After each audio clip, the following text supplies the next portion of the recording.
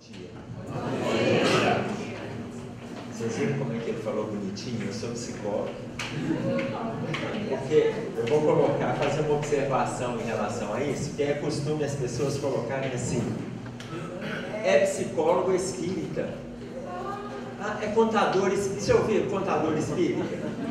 Bancário espírita. Não existe isso não, gente. A pessoa tem a profissão, é médico, é psicólogo, é engenheiro, é contador, é motorista, é cobrador. A gente não tem que falar que é isso, é espírita, como se tivesse um curso para poder ser médico espírita, para ser contador espírita, motorista espírita. Não existe. Então ele agora falou isso mesmo, falou a profissão, pronto. No movimento espírita, nem precisamos nos envolver com a questão profissional, isso é indiferente. Dentro da casa espírita, é importante que nós sejamos trabalhadores da seara espírita, consequentemente da seara do Cristo, independente da profissão que a gente tem. Tá claro? Então, é comum acontecer em determinados movimentos espíritas utilizarem a própria profissão para se propagandear, e não precisamos disso. Tá claro? Como em nenhuma outra religião, quando Jesus colocou aquela observação, quando ele entra no templo e ele entra com um azorrague, recriminando o comércio, ele já estava colocando a respeito disso, tá? Não é o comércio de situações, comércio de produtos que vai fazer com que uma casa edifique, a não ser dentro das obras doutrinárias, como qualquer igreja tem, a doutrina espírita da mesma forma. Livros espíritas, revistas espíritas, ingresso para um show, teatro dentro do movimento espírita, isso faz parte da seara do Cristo, entendeu? Em relação à profissão, não, isso é indiferente para nós. Então é bom que a gente fique atento a isso aí, porque não é, e aí lembrando até uma colocação de Clarencio, quando ele dá uma puxada de orelha no André Luiz, quando ele falava da profissão dele aqui na Terra. E ele falou com ele: meu filho, você foi médico na Terra, mas não se atentou para ser o médico do Cristo. Você atendeu às suas demandas pessoais, atendendo algumas das necessidades humanas, mas não atendeu às suas demandas espirituais e à vontade do Cristo. Então, independe da profissão que a gente flutue enquanto estejamos no plano físico. Combinamos? E nós já entramos praticamente no nosso tema, né? Porque isso faz parte das crises existenciais. E por que a gente tem medo de dizer quem a gente é? Tem a ver exatamente com o nosso contexto, essa introdução.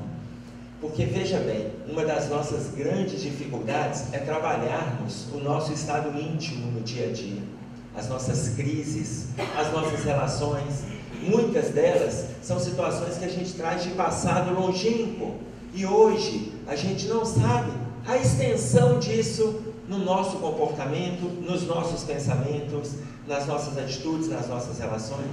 Só sabemos que temos dificuldades neste ou naquele setor. E isso muitas vezes nos gera medo. Medo de investir em relações, medo de investir nas amizades, medo de investir no estudo. Quantas pessoas falam assim: olha, eu sou espiritualista, eu entendo, mas eu não gosto de frequentar não, porque sabe como é que é, né? Essas coisas aí, tem muito medo disso. Muitas vezes é a insegurança da pessoa, não necessariamente que ela vai sair vendo espírito, não, porque não é dentro da casa espírita também que se vê espírito apenas. Existe dentro e existe fora. Mas muitas vezes é medo de ter um novo conhecimento, porque é obrigado a mudar de posturas, de ter um novo entendimento, de fazer novas avaliações. É medo da mudança. Muitos de nós temos medo da mudança. O André Luiz, no livro Sol nas Almas, ele coloca para nós sobre essas mudanças. Ele fala que o Espiritismo não é uma simples religião como outra qualquer, é um método de viver.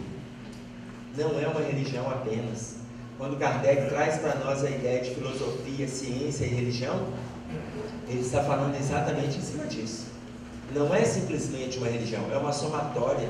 Então é em cima dessa somatória que nós temos que fazer as nossas disposições de mudança. E aí a pessoa vem com os medos. O próprio André Luiz, conversando com a Narcisa fala para ele: antes dele se investir em atividades de trabalho na cidade de Nosso Lar, é preciso se matricular na escola do medo. E ele questiona: o que é a escola do medo? Ele nunca ouviu falar nisso aqui na Terra. E ela fala: meu filho, de que vale o conhecimento se a pessoa tiver medo, se ela não der conta de ousar? Porque se ela tiver muito conhecimento, mas diante de inúmeras dificuldades ela não ousar, o conhecimento dela vai ficar adormecido. Porque ela vai ficar inerte, ela vai ficar paralisada diante deste ou daquele fato. Por ela não dar conta de avançar diante das situações que exigem a aplicação do conhecimento que ela tem. Então fala para o André Luiz, ele tinha muito conhecimento, mas ele ainda estava cheio de receios. Não estamos falando do medo previdente, não. Existem medos que são previdentes. Tanto que Jorge Andréa, no livro A Dinâmica Psi, ele fala para nós que o medo é um reflexo negativo da alma. Mas ele está falando deste medo que nós estamos historiando aqui. Daquele medo que não permite a pessoa caminhar. Porque aquele medo previdente é por nós termos medo de não voar, é que a gente não salta do quinto andar. Vocês já notaram que é bacana isso? Se todo mundo achasse que a gente ia sair voando, todo mundo ia sair voando, pular do quinto andar. Ninguém pula. Tá? Por quê? Porque temos medo. É por nós termos medo de ser atropelado, é que a gente olha para um lado e para o outro quando vai atravessar a rua. Mas esse não é o medo de não atravessar. Esse é o medo previdente. Isso se chama cuidado. E esse cuidado a gente precisa ter. Isso faz parte do discernimento. Agora, muitas vezes a vida nos propõe ousar em relação ao medo. Mas não é em relação às questões externas, não. Em relação às questões íntimas. Tanto que Paulo, quando ele escreve aos Romanos, ele coloca no capítulo 12, no versículo 2, ele diz assim: não vos conformeis com este mundo, mas transformai-vos pela renovação do vosso entendimento. Não vos conformeis com este mundo quer dizer, não vos conformeis com este mundo. Não vos conformeis com este mundo. O conhecimento que a gente tem, nós já podemos fazer mudanças substanciais no nosso mundo físico, mais ainda no nosso mundo íntimo. Basta nós não temermos as mudanças. Não são mudanças agressivas, não, são mudanças saudáveis, para favorecer as nossas relações. Então, não vos conformeis com este mundo. Vamos fazer o melhor que a gente puder fazer aí fora. Sem medo do que o outro vai pensar. Sem medo do que o outro vai dizer. Sem medo das impressões dos familiares, dos amigos da via pública. Sem medo do pessoal da repartição do trabalho. Sem medo. Vamos fazer as mudanças que a gente precisa fazer. Mas muito antes de empreender essa mudança lá fora, vamos fazer as mudanças no nosso estado íntimo. É muito comum a gente querer mudar o outro. Como disse Jesus, a gente observa o cisco no olho do outro, mas não observa a trave no nosso. Nós queremos mudar o marido, queremos mudar a esposa, os filhos, nós queremos mudar todos. Mas para nós a gente já está bem. A gente já, não, mas eu já estou bom, mas o meu irmão, a minha mãe, o meu tio, o meu marido, a gente já se considera bom. E não é isso. As mudanças têm que acontecer de dentro para fora. Ah, Emerson, mas as pessoas vão olhar para mim e vão falar assim, agora que eu estou na doutrina, vão falar assim, vai querer dar uma de santo? Não. Aí você responde, não, não vou não. Mas que eu estou caminhando para a santidade, eu estou. Ah, estou. E é isso mesmo. Nós não vamos querer dar uma de santo não, mas vamos fazer pequenas mudanças. Vamos fazer pequenas mudanças. Não é a gente se revelar para o outro. Você imagina se nós começássemos a ter acesso ao que o outro fez no passado. Que desastre que seria. Porque não tem entre nós, não é no movimento espírita não, entre nós encarnados, não existe movimento de espíritos angelicais que estão encarnados na nossa faixa etária. Não tem. Entre nós encarnados, somos espíritos endividados com a lei, trazendo inúmeras dificuldades para a gente poder corrigir passo a passo. E é o que a gente está fazendo. Então, da nossa faixa etária, não tem. Existe um grupo que está reencarnando aí, que são angélicos. A Joana de Ângeles, ela coloca, aliás, a partir da psicofonia de Divaldo Franco, que nós temos até 2025, nós teremos na Terra aproximadamente 200 mil espíritos em perfil angelical reencarnados. 200 mil espíritos em perfil angelical no corpo físico, no planeta Terra. Imaginem vocês, para nós, o que representa um Chico Xavier para a comunidade brasileira, uma irmã Dulce. Imagina o que representa uma Madre Teresa de Calcutá. Falei só o nome de 3 espíritos extremamente iluminados. Imaginem vocês agora 200 mil espíritos melhores do que esses 3 no corpo físico, encarnados no planeta, não é no Brasil, no planeta, fazendo o movimento final neste último quartel da transição. Então, por que a gente está com medo de fazer mudanças? A questão não é eu me apresentar do jeito que eu fui, é eu fazer as mudanças que eu preciso fazer e me apresentar como verdadeiramente eu sou, errando, acertando, errando, acertando. E é assim com todo mundo. Se nós não acompanharmos esse processo de transição, é certo que a gente não continua no planeta. É certo. Divaldo, Chico Xavier pergunta para Emmanuel, quando é que definitivamente entraremos no movimento da regeneração? E aí Emmanuel coloca no livro Plantão de Respostas, por volta do ano 2057. Se é por volta de 2057, nós estamos há um pouco mais de 40 anos. Há um pouco mais de 40 anos. Mais precisamente, daqui a 43 anos, estaremos em média na entrada da regeneração. O que a gente está esperando para fazermos mudanças? Existe um tal do trauma. Ah, mas eu tenho trauma de... Depois que Freud veio colocando sobre traumas, lá no final do século XIX, início do século XX, agora as pessoas não fazem os seus movimentos porque estou traumatizado pela relação, minha mãe, ela me obrigava a isso, aquilo, meus pais. Hoje os pais não encaminham os filhos para a evangelização e ainda tiveram a coragem de me dizer que os filhos vão ficar traumatizados se eles forem forçados.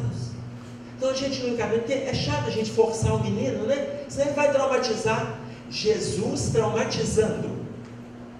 Aí eu fiquei pensando, outro dia eu coloquei isso para um grupo de pais.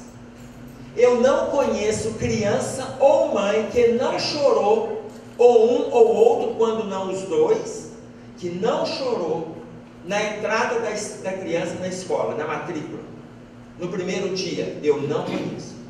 Quando não é o choro de um lado, é o choro do outro. Às vezes não tem choro, mas tem aquele engolir seco.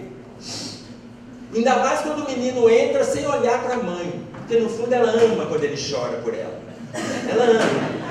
Mas quando ele vira as costas e a mãe fala, te pego de tardinha, e fala, total, ela morre. Aí é que ela chora mesmo. Ela estava doida para ele chorar, fala, não mãe, eu quero você. Todos passam pelo choro.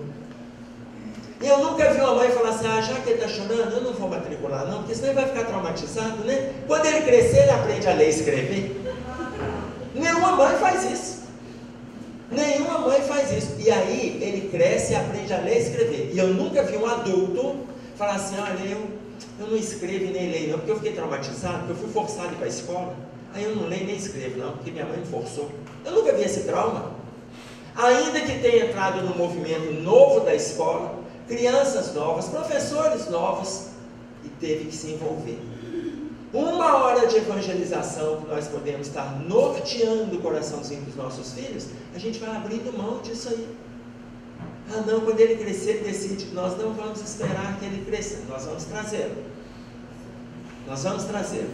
E se minha família é católica, leve no catecismo. É evangélico, leve ao culto. Nós vamos orientar. Na evangelização da criança é diferente no movimento espírita, porque a gente ensina a fé raciocinada. A gente ensina a fé raciocinada. Nós vamos alimentá-los, norteá-los para que eles não admitam as crises existenciais. Por que eu estou aqui? Por que Deus é que me abandona? Por que tudo acontece comigo? Não assuma aquele sentimento de angústia. Por quê? Porque agora ele tem uma fé raciocinada. Ele sabe que ele passa por A porque ele plantou B. Ele sabe que ele vai colher C porque ele plantou D. Ele sabe da relação de causa e efeito. Então nós não vamos assumir esses medos que são reflexos negativos da alma, que não nos permita ousar. Mas nós vamos pegar um exemplo do próprio Evangelho, para ficar claro para nós a relação com a questão da coragem. Quando Saulo de Tarso estava em plena estrada de Damasco, no processo de perseguição aos cristãos, e o Cristo aparece para ele. Quando o Cristo aparece, ele questiona. O questionamento dele não era necessariamente medo. O questionamento dele já era de predisposição. Quando ele chega e fala, primeiro ele pergunta quem és, depois ele pergunta: que queres que eu faça? Que queres que eu faça? Ou seja, naquele momento ali, ele já estava se atirando para uma outra linha de conduta. Ele deixa de ser perseguidor e ele vai virar, ele deixa de ser o algoz e ele vai virar lá na frente o perseguido. Ele deixa de ser o algoz. Mais do que isso, Saulo existe na conversão Paulo, porque aconteceu antes de Paulo um Estevão. Não existiria Paulo se não fosse Estevão. Por quê? Porque a partir daí ele começa as perseguições. Mas isso começou em que momento? Se nós fizermos uma avaliação da história, nós vamos ver aí a primeira lição do cristianismo: vítima e algoz trabalhando juntos. Porque depois que Estevão desencarna, apedrejado sobre os mandos de Saulo de Tarso, Estevão começa a acompanhar Saulo. E Saulo vive mais de 30 anos com Estevão a tiracolo, ajudando Saulo, que depois ele se converte em Paulo, e aí Estevão fica ao lado dele no processo de divulgação da doutrina. É a primeira vez que vítima e algoz estavam ali trabalhando juntos. Uma curiosidade é que na psicografia da obra Paulo e Estevão, Emmanuel trouxe Estevão e Paulo até Pedro Leopoldo, para estabelecer um contato de sensibilidade e contato visual, visão espiritual, com Chico. Imaginem que cena de luminosidade. Quando Emmanuel quis mostrar para o Chico a cena, só a cena, de Saulo observando Jesus na estrada de Damasco, Chico começou a passar mal. E Emmanuel desfez o quadro, por causa da luminosidade do Cristo diante da visão de Saulo. Como Chico começou a passar mal, ele não teve acesso a toda a visão. E aí Emmanuel, nesse livro, Paulo e Estevão, ele vai falando para nós da coragem de Paulo, mas ele vem corrigindo algumas datas. No ano 33, a crucificação de Jesus. No ano 34, vem a transferência de Pedro, Tiago e João, que saem de Cafarnaum e passam a morar em Jerusalém. No ano 35, aparece na Casa do Caminho uma entidade que eles levantaram para poder atender desabrigados. Aparece na Casa do Caminho Gesiel. Gesiel, conversando com Pedro, ele recebe um novo nome para fugir das perseguições, e Pedro lhe denomina Estevão. E na hora que ele apresenta o Cristo para Estevão, ele fala: mas eu já venho estudando a Bíblia, e o Velho Testamento fala da vinda do Messias. Ele veio, foi crucificado, e não deixou nada, não tem nada escrito. E aí Pedro vai até os armários lá dentro da Casa do Caminho, e aí ele pega os escritos de Mateus. Segundo os historiadores, Mateus escreveu o Evangelho de Mateus no ano 70, o que não é verdade. Mateus escreveu o Evangelho enquanto Jesus estava encarnado e completou depois que Jesus foi crucificado. Só para vocês terem uma ideia, o Sermão da Montanha, ele foi escrito enquanto Jesus falava. Mateus estava escrevendo, enquanto Jesus falava. Se nós pegarmos o Sermão da Montanha de Mateus, que compreende os capítulos 5, 6 e 7, nós vamos ver que é o Sermão da Montanha mais completo, é o de Mateus. Enquanto Jesus falava, ele ia registrando.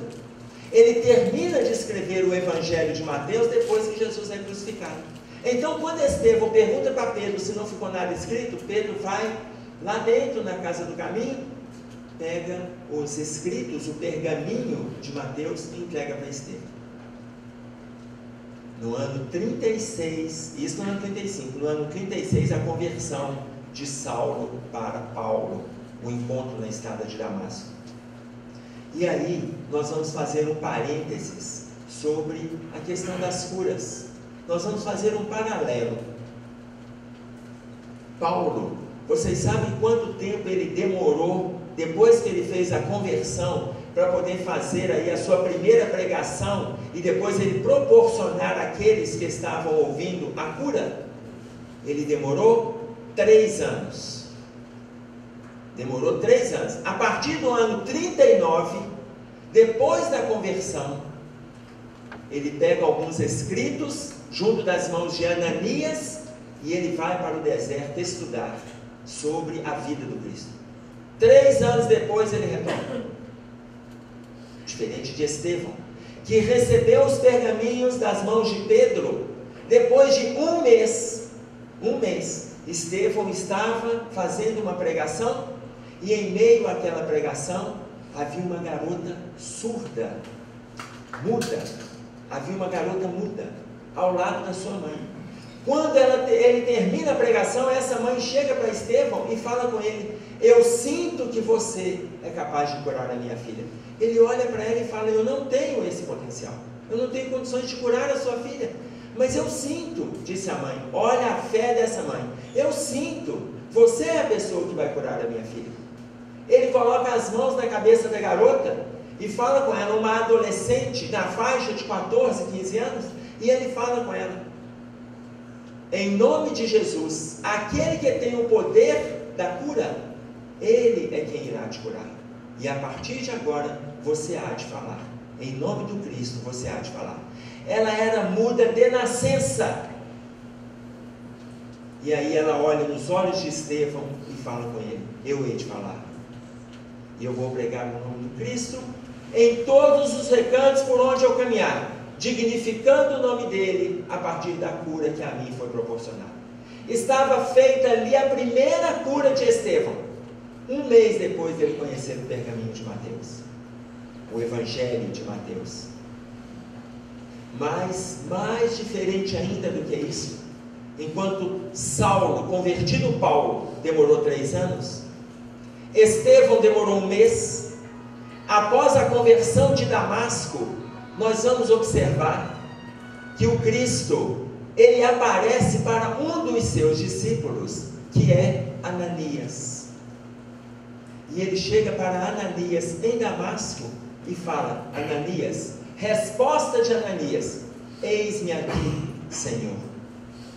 Naquele momento ele estava apresentando total predisposição ao que o Cristo tinha para pedir. E o Cristo fala para ele: Saulo está na cidade. E ele, em oração, ele viu você curando as vistas dele. E eu gostaria que você fosse lá.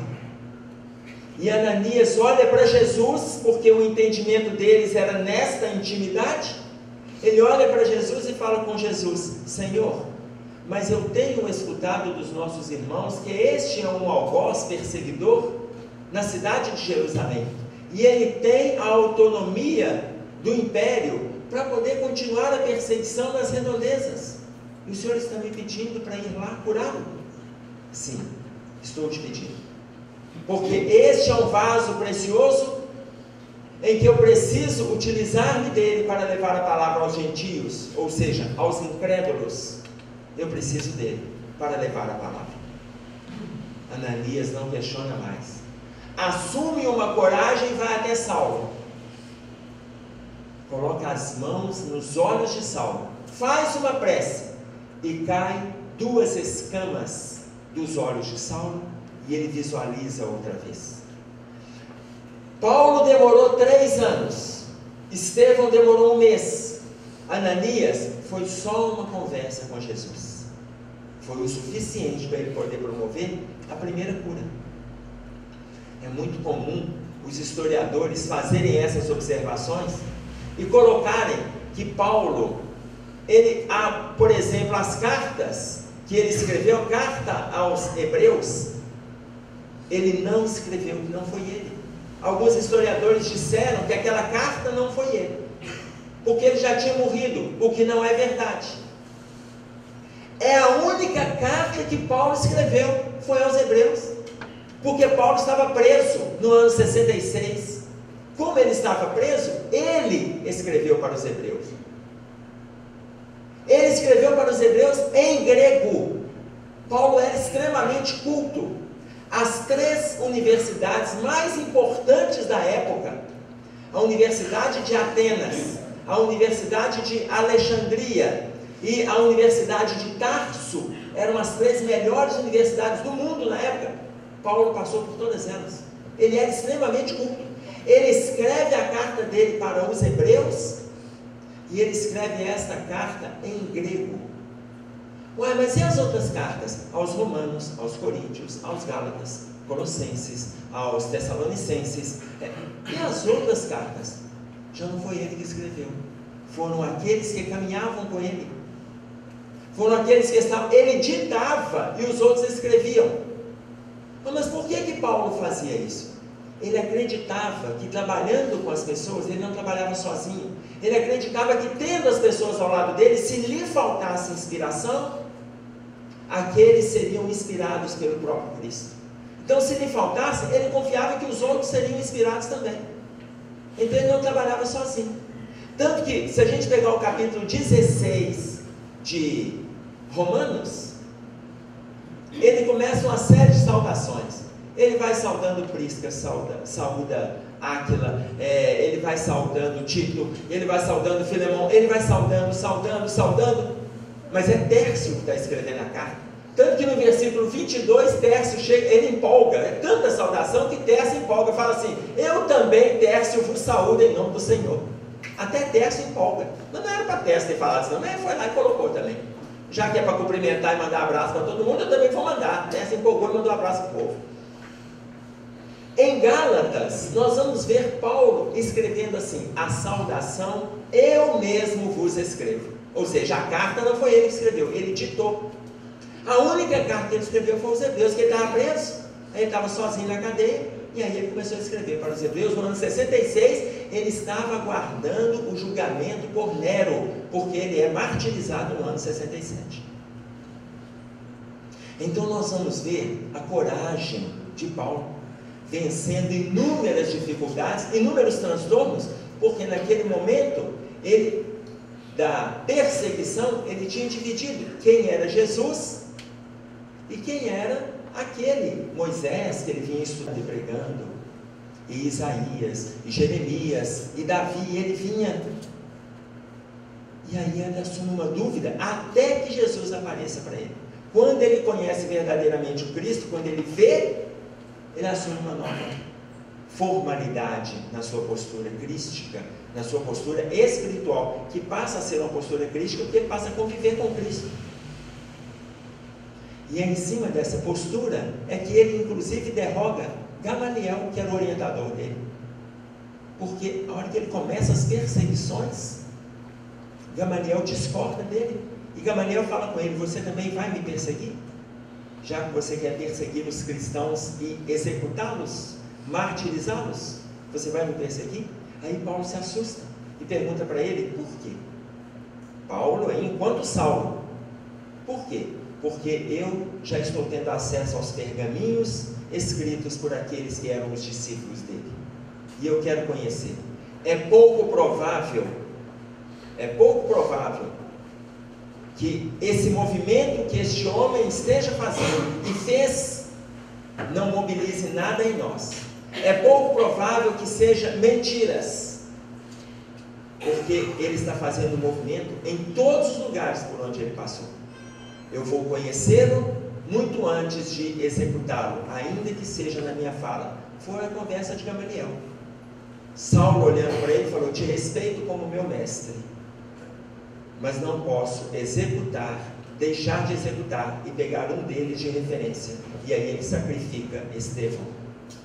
E aí voltamos, vítima e algoz. Estevão se desliga do corpo e começa a acompanhar Saulo. Depois ele se converte em Paulo e sai para as pregações por quase 31 anos. É muito comum nós observarmos nas posturas de Paulo como sendo ele machista. Porque Paulo era machista. Ele escreve aos coríntios e cobra posturas morais dos coríntios. Mas por que ele faz isso? Porque havia uma devassa sexual naquela época, uma perdição. Então ele escreve aos coríntios, chamando a atenção dos coríntios. As mães não estavam preocupadas com a educação, os pais também caminhavam alienados, todos envolvidos com os excessos. Todos envolvidos com os excessos. No campo da sexualidade, estavam todos envolvidos com os excessos. E aí ele chama a atenção dos coríntios. Depois de chamar a atenção, ele faz aquela belíssima carta de amor, no capítulo 13 aos coríntios. Lembram? O primeiro versículo que vai nortear a carta. Ainda que eu falasse a língua dos homens e dos anjos, se não tivesse amor, eu nada seria. Então ele chama a atenção deles. Emerson, mas aos Colossenses ele mostra o machismo dele. Ele escreve lá no capítulo 3 dos Colossenses, ele fala assim: vós, maridos, amai as vossas mulheres e não vos irriteis contra elas. Tem alguma coisa a ver com o mundo de hoje? Vou repetir: vós, maridos, amai as vossas mulheres e não vos irriteis contra elas. Vocês acham que tem a ver? Total. E como tem a ver? Paulo já chamava atenção para aquela época. No versículo seguinte ele fala assim, aí é que prova mais ainda, não, isso é machismo. Ele coloca assim: e vós mulheres, amai os vossos maridos, e estáis sujeitos a eles, como convém no Senhor. Não, aí é demais, né? Estar sujeito ao marido. Aí a gente pega isso ao pé da letra e ficam as nossas dificuldades. Porque se pegarmos ao pé da letra, vamos ter a dificuldade de entender isso. Quando ele fala, vós maridos, amai vossas mulheres e não vos irriteis contra elas, ele não está falando de figura masculina e feminina simplesmente, na nossa ótica de entendimento, que nós muitas vezes entendemos assim, marido, figura do homem, mulher, não. Quando ele fala marido e mulher, ele está falando vós maridos, amai vossas mulheres, ou seja, vossa razão, amai o seu sentimento, e não se irriteis com o sentimento. Não se irriteis com o sentimento. Aí ele fala, vós mulheres, amai os vossos maridos, e estáis sujeitos a eles como convém no Senhor, ou seja, que o sentimento esteja sujeito à razão, como convém no Senhor, ou seja, a partir do discernimento e do bom senso. E não machismo, feminismo, não, ele não está falando nada disso. Supremacia masculina, em detrimento de uma inferioridade feminina, ele não está fazendo esse tipo de colocação. Tanto que o respeito à figura feminina, Emmanuel coloca aqui Paulo, por volta do capítulo 4 do livro Paulo e Estevão, ele faz uma apologia ao amor quando ele conversa com Abigail. Lá na página 84, 85, são mais ou menos 5 páginas, dependendo da edição, ele faz uma apologia ao amor. E ele se compromete com Abigail, ele ir casto até o casamento. Ele se compromete com ela. Ele não tinha nenhum envolvimento sexual. Ele não teve nenhum envolvimento sexual com uma outra mulher antes de conhecer Abigail.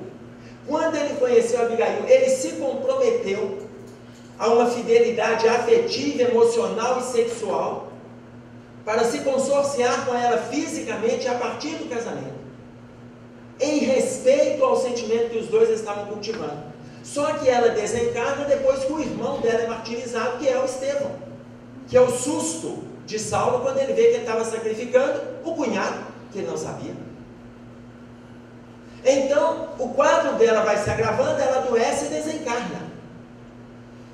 Ele permanece sem envolvimento sexual até o final da encarnação dele.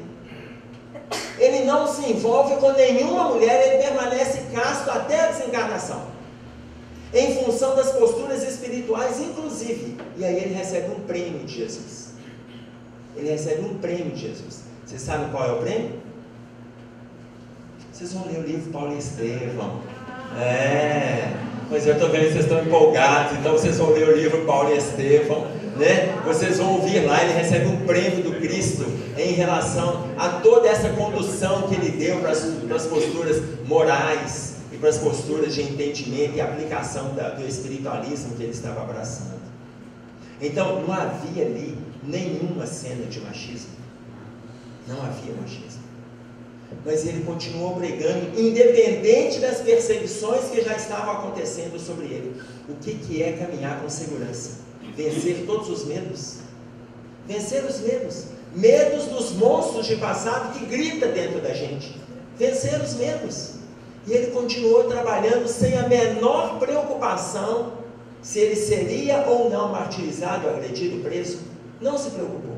Ele simplesmente começou a vencer os medos dele.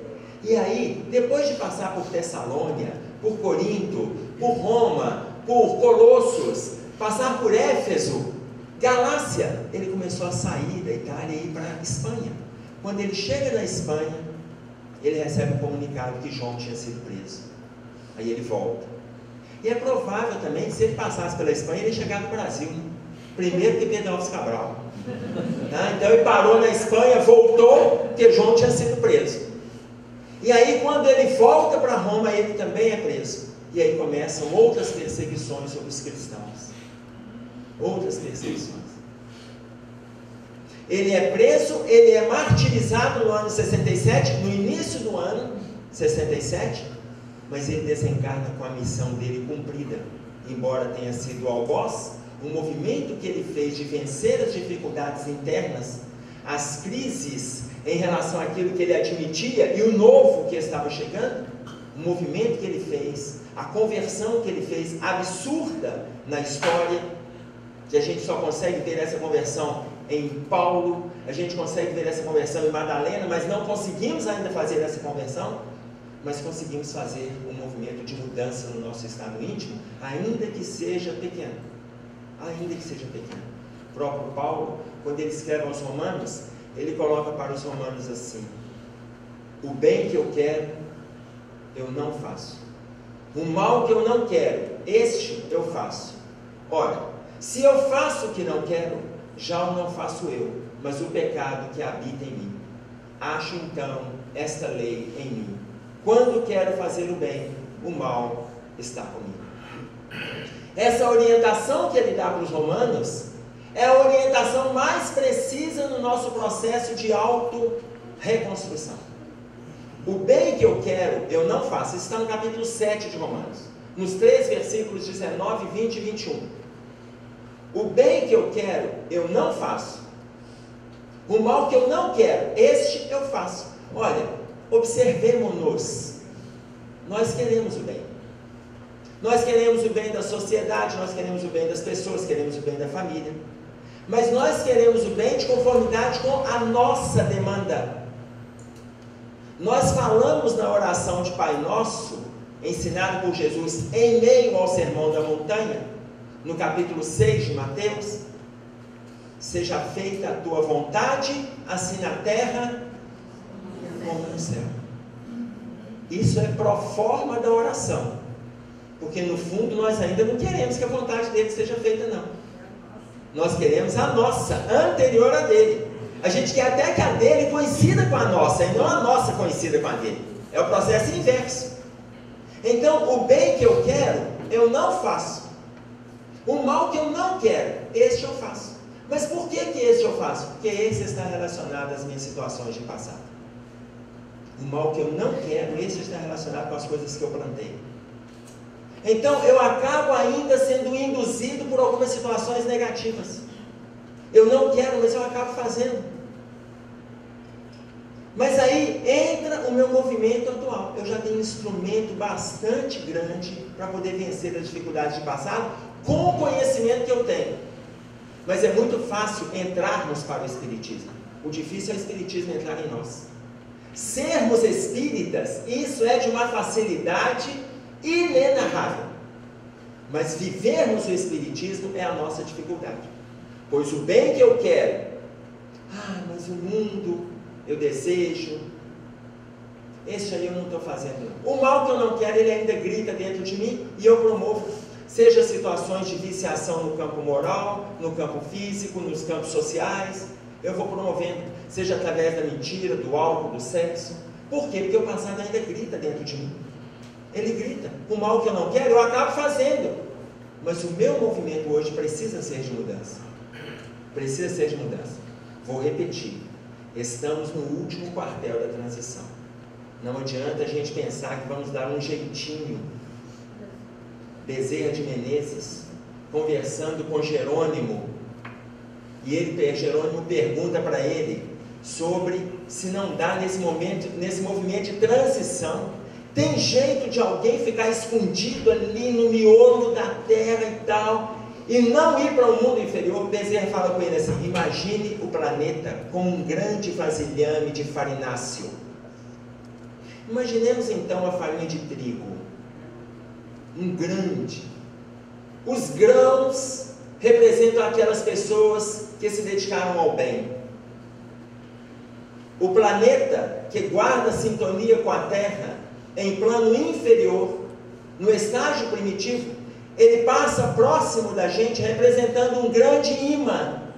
Mas aquela pessoa que não fez o movimento de mudança, ela representa uma mínima limalha de ferro no meio do farináceo. E aí passa aquele grande imã. Aquele farináceo se remexe todo porque está atraindo aquela limalha que está lá no fundo. E está de saída. E está de saída. Não tem como dar jeitinho. Nós já estamos, o que o Bezerra chama, na fase da recuperação dos períodos escolares. Não estamos mais no ano letivo, não. Bezerra coloca que nós já tivemos a oportunidade do ano letivo em outras encarnações. Agora nós já estamos nesta encarnação na fase da recuperação. Ou a gente se aprova ou a gente se reprova. Quem se aprova continua. Quem se reprova sai da escola. Escola terra. Não tem condições de continuar nela mais. Então o mal que eu não quero, eu ainda estou fazendo. Eu estou no momento de vencer essas dificuldades. São as nossas sintonias. São as nossas sintonias. Então, se a minha sintonia é com a maledicência, vamos nos vigiar. Mas eu não aguento, uma coisa chegou para mim, eu não aguento. Eu tenho que comentar com a minha irmã. A minha irmã não aguenta, ela tem que comentar com o marido. O marido não aguenta, ele comenta no trabalho. O trabalho não aguenta, comenta com a mãe dentro de casa.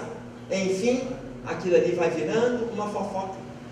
E o movimento espírita ainda justifica, ele fala que isso é por bem, é para experiência. Não, eu conto, olha, eu vou te contar uma história, só para você poder, só para você não cair nesse caminho, tá? Vou te contar, a gente fica doido para contar. E aí, como tem aquela pergunta no livro dos Espíritos, se nós podemos observar o erro do outro, lembra da pergunta? 903 do livro dos Espíritos. Nós podemos observar o erro do outro? O Espírito adora a resposta, claro que sim. O Espírito só lê essa parte da resposta. Não leu o resto, não. Aí ele abriu, leu, opa, então eu posso, fecha o livro de novo e continua. Na realidade ele coloca, nós podemos observar o erro do outro, desde que seja para aprendermos com a experiência do engano que ele cometeu. Entretanto, divulgar o erro do outro é cometer um erro maior do que aquele que o cometeu. Divulgar. Olha o tamanho da nossa dificuldade. Então, o mal que eu não quero, este eu faço. Ora, aí vem Paulo, continua no versículo 20. Se eu faço o que não quero, já não sou eu quem faço, mas é o passado que habita em mim. Como vencermos o mal-estar? Trabalho, gente. Jorge Andréa, no livro Dinâmica Psi, ele fala sobre isso. Trabalho e fraternidade. Paulo viveu essa fraternidade o tempo todo, ele estava o tempo todo acompanhado. Trabalho e fraternidade. Então, como vencer isso aí? É nos envolvermos nos envolvermos. Cada um sabe o que andou plantando, cada um sabe o que fez. Eu lembro, alguns anos atrás, eu estava envolvido, um garoto do nosso abrigo tinha sido internado. Nós temos lá em Belo Horizonte um abrigo com crianças especiais. Esse garoto tinha sido internado e eu estava indo para Goiânia, porque eu tinha uma série de palestras ali em Goiânia e em Rio Verde, em Goiás. E aí na quarta noite eu fui para lá. No dia que o garoto foi internado, uma colega nossa do movimento espírita foi acompanhar na internação. Ele ia fazer uma cirurgia na perna. E aí ela o acompanhou e ele ficou internado quinta, sexta, sábado. Eu fui quarta noite, fiquei envolvido com as palestras quinta, sexta, sábado de manhã eu retornei, cheguei na hora do almoço. À tarde, cheguei em casa, fiz um lanche, arrumei minha bagagem e fui para o norte de Minas, na cidade de Porteirinha, que é quase divisa com Bahia, na região ali do Vale do Mucuri. Cheguei naquela região ali, fiquei envolvido com as atividades que eu tinha lá, no sábado à noite, domingo pela manhã. Voltei domingo à tarde. Quando eu cheguei em Belo Horizonte, perguntei à minha esposa se a criança tinha sido operada. Ela falou, não. E a amiga nossa do movimento espírita estava lá. Emerson, você está fora desde quarta e hoje é você quem vai para o hospital. E aí eu passei em casa, tomei um banho, peguei minha roupa e fui embora para o hospital. Fiquei no hospital de domingo para segunda, a criança foi para o bloco, a anestesia seria peridural, para anestesiar da cintura para baixo. Ela não pegou a anestesia. Na terça-feira, novamente tentaram anestesia peridural e a criança não ficou anestesiada. Na quarta-feira, o anestesista não foi. Na quinta-feira, deram nele uma anestesia geral para poder promover a cirurgia na perna dele. E aí, eu envolvido ali com a criança, quando chegou a noite, eu pensei, amanhã eu vou ter uma palestra, vou estudar até 11 horas da noite, e aí eu vou descansar até 3, 3:30 da manhã, depois eu desperto e tal, já que o garoto estaria no processo de recuperação pós-cirúrgico, ele descansando à noite e tal. Quando deu 11 horas eu fechei o meu material, 11h15 entrou uma enfermeira para colher o sangue, 15 para meia-noite entrou outra, porque a primeira não conseguiu achar a veia.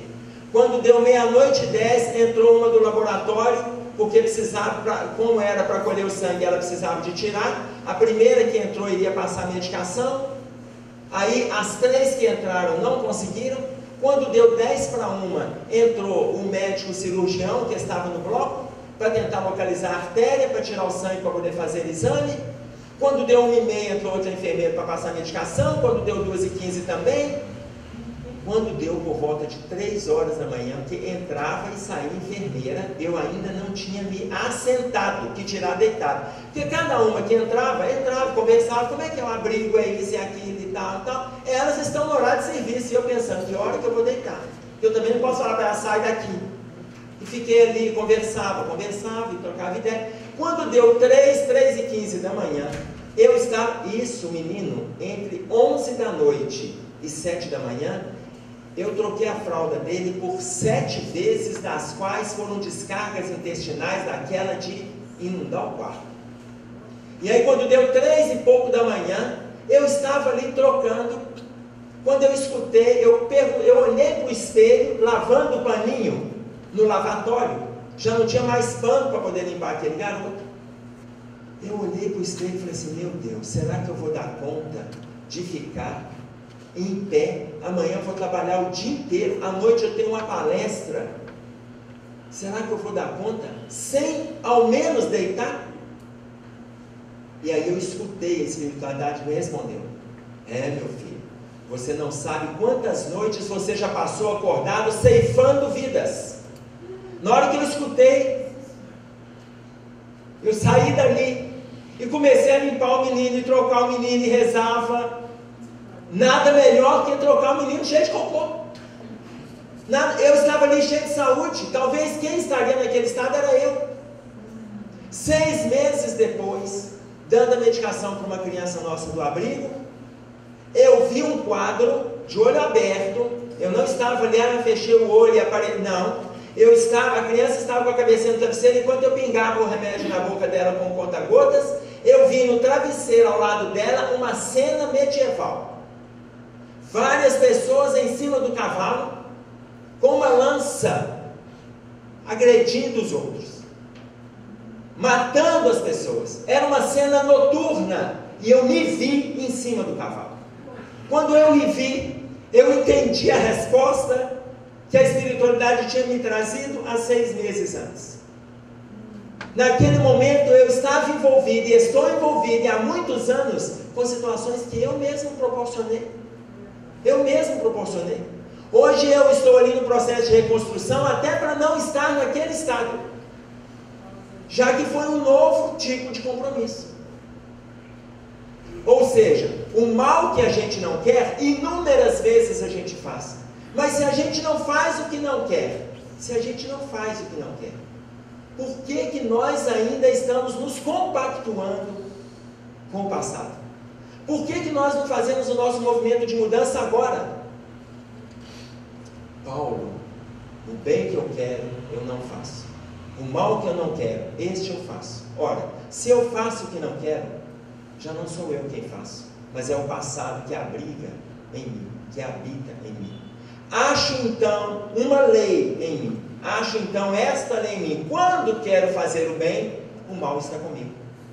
Porque o quando, Jesus não teve quando, ele era o bem. Nós temos momentos, né? Não, domingo de manhã é que eu faço bem. Eu faço uma campanha, eu faço visita, eu vou na casa espírita. Os outros momentos eu não faço bem. Nós temos quando. O dia tal da semana é o dia que eu vou. Nós temos que sair do quando e nos envolvermos o tempo todo com o bem. A única forma de vencermos as dificuldades que o passado nos impõe é nos envolvendo com o trabalho de caridade. É nos envolvendo. Se alguém te disser o contrário disso, não creia. Não creia. Encontrei com uma pessoa do movimento espírita há alguns anos no centro de Belo Horizonte. Ela sumiu da casa espírita na qual estávamos envolvidos, estamos até hoje. E eu conversando com ela, e eu falei assim: fulana, mas você sumiu, o que aconteceu? Emerson, eu descobri uma religião que só da gente louvar o Senhor a gente está salvo. Eu falei: minha filha, deixa eu te falar uma coisa, a gente estudou junto, nós ficamos envolvidos tantos anos com a doutrina. O capítulo 15 do Evangelho, ele é intitulado Fora da caridade não há salvação. Está intitulado. Emerson, não tem nada desse negócio de caridade. Só da gente louvar o Senhor a gente está salvo. A gente não precisa. Eu vou lá na igreja, a gente canta, a gente louva e a gente está salvo. Eu dei 2 passos para trás e falei: essa capeta vai me converter. Porque ela estava tão segura daquela posição. Ela estava tão segura. Não creiam. Não creiam. O estudo e o trabalho são as 2 asas que nos levam ao processo de crescimento espiritual. Não creiam que basta falar algumas palavras. O próprio Cristo colocou isso. Não basta dizer Senhor, Senhor, que entrará no reino dos céus. Não basta. Nós vamos nos envolver com o trabalho. Eu não gosto de estudar, então abandona o estudo. É melhor você ainda se envolver com o trabalho do que você ficar só estudando. Mas o trabalho com o estudo te leva à fé raciocinada. É importante que te leve à fé raciocinada. Mas eu vou ter que escolher, então opta pelo trabalho, não opta pelo estudo. E você está dizendo que é para a gente não estudar? Não, eu estou dizendo que é para a gente fazer as 2 coisas. Mas se você tem tempo de fazer uma, eu não sei se agora eu fico aqui em casa lendo livro ou se eu saio para a campanha do quilo. Deixa o livro e vai sair para a campanha do quilo. Porque lá você exercita o que você já tem de conhecimento. Você exercita a humildade, você exercita a amizade, você exercita a fraternidade, você exercita a obediência, a disciplina, a solidariedade. Não, mas em vez de eu ir lá fazer campanha do quilo, eu vou ficar aqui lendo. Em vez de eu evangelizar, eu vou ficar aqui estudando, fazendo os relatórios aqui, um resumo do capítulo. Em vez de eu... Não tem em vez de. Nós vamos associar estudo e trabalho. Mas optem sempre pelo trabalho. Porque não tem forma melhor de nós conquistarmos a disciplina do que convivendo no trabalho da Seara do Cristo. Não tem forma melhor. Nós vamos fazer o melhor que a gente puder, para quando nós desencarnarmos, nos será perguntado se a gente fez tudo que a gente se comprometeu. Mas nós vamos responder com a consciência tranquila: eu não fiz tudo que eu me comprometi, mas eu lutei a encarnação inteira. Enquanto eu tive condições, eu lutei. Enquanto o meu discernimento me permitiu, eu lutei. Enquanto a disciplina me auxiliou, eu lutei. Nós vamos responder de consciência tranquila de que nós fizemos o melhor que a gente pôde, dentro das nossas limitações. E é a partir daí que nós vamos pegar uma historinha que vai nos servir de referência. Ela foi contada por Malbataan, e ele coloca para nós que um homem tinha 3 amigos. Ele dava a sua vida para estes 3 amigos. Ele fazia tudo por eles. Certa vez, ele foi convidado pelo tribunal divino que estava na consciência dele. E aí ele pediu, e isso para participar do próprio julgamento, ele pediu o primeiro amigo que o acompanhasse. O primeiro amigo disse para ele assim: olha, eu tenho muito medo deste juiz que vai te julgar. Não vou com você, mas eu pago todas as despesas da sua viagem. O homem, sem perder a esperança, ele foi até o segundo amigo. O segundo amigo disse para ele assim: eu também tenho medo deste juiz que vai te julgar. Então nós vamos fazer o seguinte: eu te levo até a porta do tribunal e você entra sozinho. Ele, meio desolado, foi até o terceiro amigo. O terceiro amigo disse assim: eu vou com você. Eu vou me sentar junto de você, se for preciso eu entro na sua defesa. Os 3 amigos deste homem, quando nós somos convidados pelo tribunal divino que está na nossa consciência, a partir da desencarnação, o primeiro amigo, aquele que paga todas as despesas da nossa viagem, é o dinheiro. Paga o túmulo, paga o caixão, paga flores, paga coroa, e ainda sobra para quem quiser brigar. É o primeiro amigo. O segundo amigo é a família, é aquele que nos leva até a porta do tribunal, leva-nos até o sepulcro e nos enterra. É o segundo amigo. A família não nos acompanha. O terceiro amigo são as boas ações. É o único amigo que nos acompanha, senta-se junto da gente e entra na nossa defesa se preciso for. Emmanuel coloca o bem que a gente fizer em toda parte do nosso advogado de defesa, em qualquer lugar. Então, nos atentemos para o bem. Aproveitemos a nossa reencarnação. Estamos no último quartel. Estejamos com a consciência tranquila quando a nossa hora chegar. Pode ser daqui a 2 dias, pode ser daqui a 2 anos, pode ser daqui a 20 anos. Avaliemos-nos a partir de agora, para desencarnarmos com a consciência tranquila de que nós cumprimos tudo que a gente deu conta. Eu vou agradecer a paciência de vocês, tomara que tenha valido a nossa manhã de hoje. Até uma outra vez, se Deus quiser.